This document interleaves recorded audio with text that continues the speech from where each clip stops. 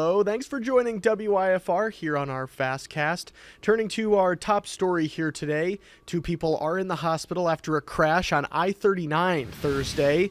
Just before 11 a.m., a vehicle crossed multiple lanes on I-39 near Baxter Road and crashed into a ditch.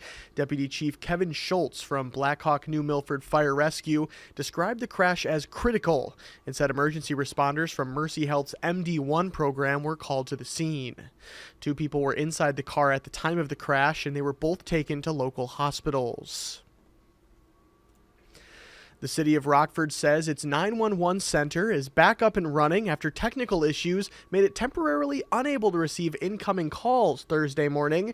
The city reported the outage just after 9 a.m., but say the emergency service was functioning as of 9:30. Freeport Police and the DeKalb County Sheriff's Office also reported technical issues with their non-emergency lines. Both agencies say residents can still call 911 for assistance.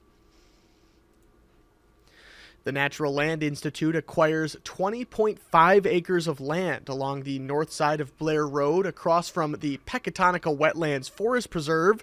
The land protects a complex of natural land and nesting habitat for several birds on the Illinois Wildlife Action Plan.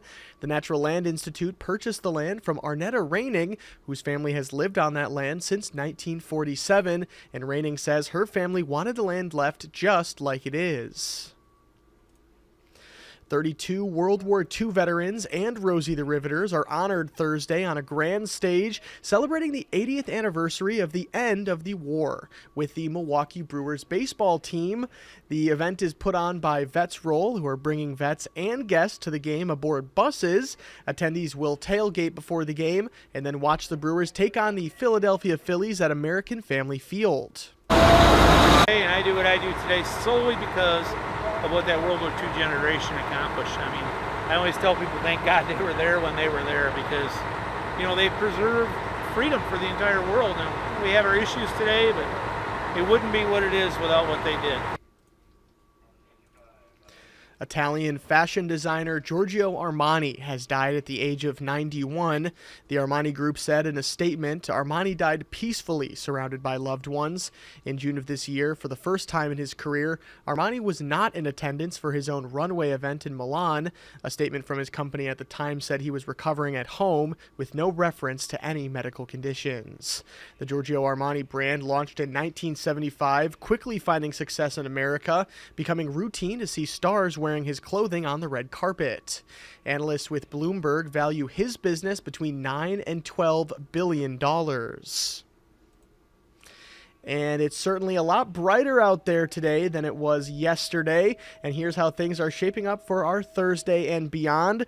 Let's take a look out there at our 7-day forecast. So as you can see, we've got a high of 68 here for our Thursday. But I do want to bring your attention to those 30% chances for some storms here later on tonight.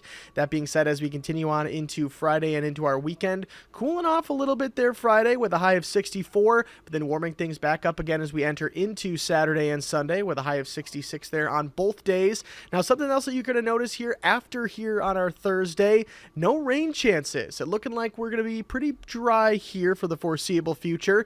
Then as we continue on into Monday next week, reaching all the way back up into the 70s with a 70-degree high temperature there. And then we're moving into the mid-70s there on Tuesday with 75 degrees and warming up there even more on Wednesday with a high of 78. And you can see our lows there as well are going to be increasing as we continue on throughout the rest of this month. So certainly a little taste of fall here that we've had the last couple of days, but it does look like before we have a little bit longer of that taste of fall, we are going to be warming back up to what we should be feeling here around this time of year.